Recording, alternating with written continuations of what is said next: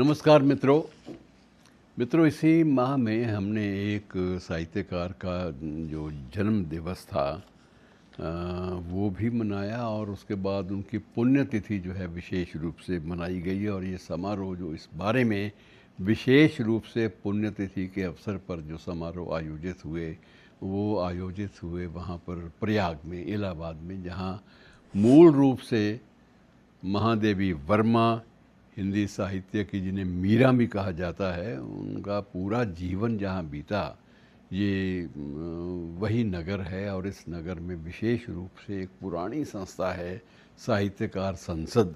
अब वो किस रूप में सक्रिय है मैं कह नहीं सकता, लेकिन साहित्यकार संसद की ओर से उसके बैनर तले ही ये कार्यक्रम हुआ। उनके पुण्यतिथि के अवसर पर उन्हें याद किया गया और उसमें बहुत सारे संस्मरण उनके सामने आए। मैं एक दो संस्मरण आपसे बांटना चाहता हूँ। मैं महादेवी वर्मा जी के जीवन के बारे में कोई तथ्य दोहराऊंगा तो ये एक उबाने वाली बात हो जाएगी। हम सब लोग जानते हैं कितनी महान थी वो। तो महादेवी वर्मा के बारे में मैं इतना आपको बता दूं कि वो उनसे किसी ने पूछा कि आप इस आयु में भी कितनी कर्मठ लगती हैं, कि आपको अंदाज़ा है? तो उन्होंने कहा मुझे अंदाज़ा क्या होगा, अंदाज़ा आप लोग लगाइए जो लगाना है। देख तो आप रहे हैं, मैंने तो कभी अपने आप को इस ढंग से देखा ही नहीं, ना मेरे पास इतना वक्त है कि मैं कलम को छोड़कर इन बातों के पीछे लग जाऊं कि मैं कैसी लगती हूं। तो उस व्यक्ति ने, साक्षात्कार करने वाले ने ये कहा कि ये तो हो सकता है ना कि आपने कभी आईना देखा हो। और महादेवी वर्मा ने तब ये रहस्योद्घाटन किया था कि मेरे घर में कोई भी आईना है ही नहीं, मैं घर में दर्पण को घुसने नहीं देती, ये मेरा संकल्प है। मुझे ना अपने आप से ना को बहुत ज़्यादा लगाव है और ना ही अपने आप से कोई वितृष्णा होती है, ना ही घृणा होती है। मैं इन बातों से बहुत ऊपर उठ चुकी हूँ और जिस दिन मुझे एहसास हुआ कि इन बातों को छोड़ देना चाहिए, मैंने उस दिन घर से सारे आईने जो एक दो पड़े भी थे वो भी रिमूव करवा दिए, हटवा दिए।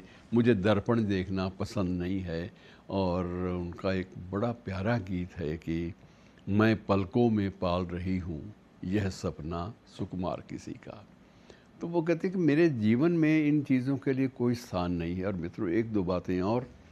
महादेवी वर्मा का सम्मान कितना था, इस बात का अंदाज़ा लगाने के लिए मैं आपको एक छोटा सा उनके जीवन का संस्मरण और आपसे बांटना चाहूँगा कि जब नेहरू जी केंद्रीय साहित्य अकादमी के प्रथम अध्यक्ष बने,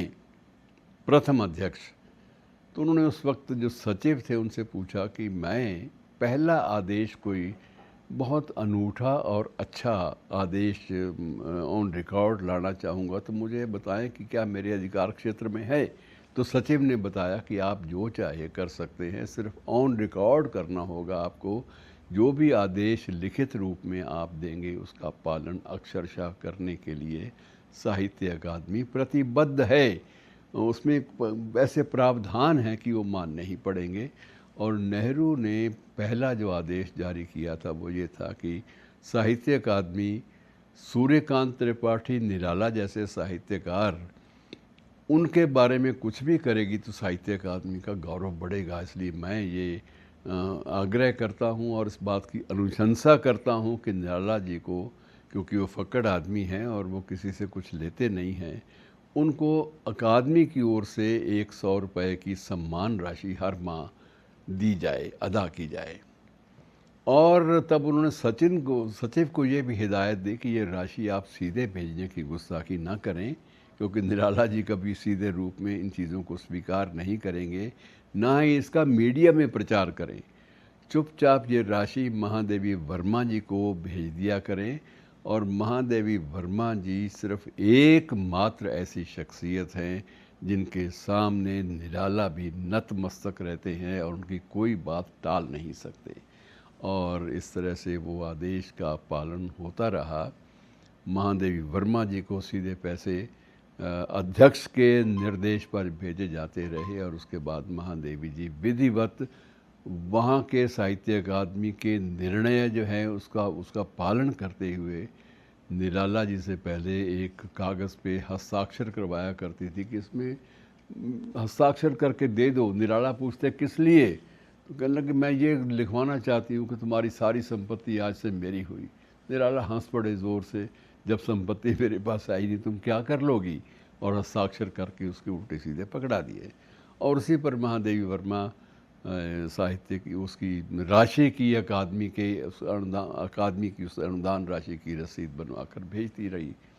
तो मित्रों ये एक सिर्फ इतना है कि सम्मान जो है महादेवी वर्मा का अपने परिवेश में कितना ज़्यादा था, इस बात का अनुमान आप इस घटना से ही बाकायदा लगा सकते हैं। और ये देख लीजिए कि हमारे युग में, हमारे अपने ही युग में कितने ज़्यादा महान शख्सियतें हमारे जीवन में आई। मैंने स्वयं उनके दर्शन किए, सौभाग्य मिला उनसे बातचीत का, और जब मैंने निराला जी से मिलने का अपनी इच्छा व्यक्त की, उत्कट की मैं निराला जी के दर्शन करना चाहता हूं, तो उन्होंने कहा सीधे जाओगे तो वो नहीं मिलेगा, वहाँ जाकर अगर मेरा नाम लोगे कि महादेवी ने भेजा है तो उसके बाद वो उठकर गले भी लगा लेगा, ये मुझे विश्वास है। और यही हुआ।